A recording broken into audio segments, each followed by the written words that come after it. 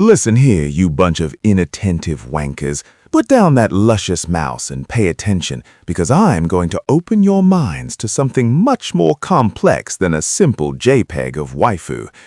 Do you guys want to know what it would be like to date the female version of Doppio, that schizophrenic little thing from JoJo?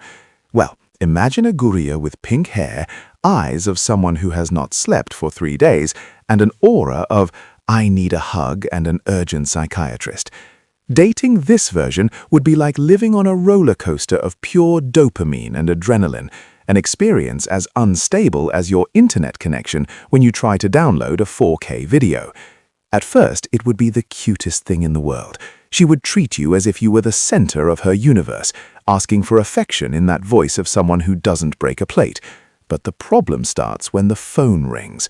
And by phone, I mean a frog, a banana peel, or even her own member if she's inspired.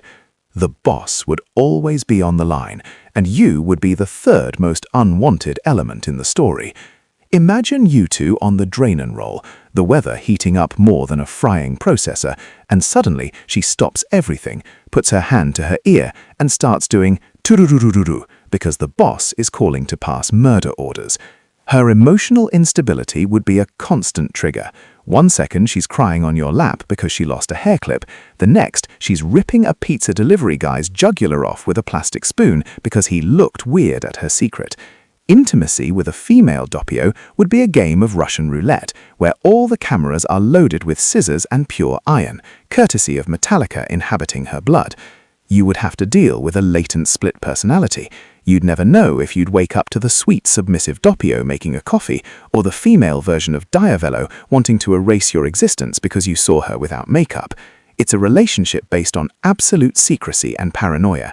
You could never take a selfie with her, you could never post a story, and if someone asked her name, you'd have to make up 10 lies a second, or you'd end up becoming a statistic in an alley in Rome.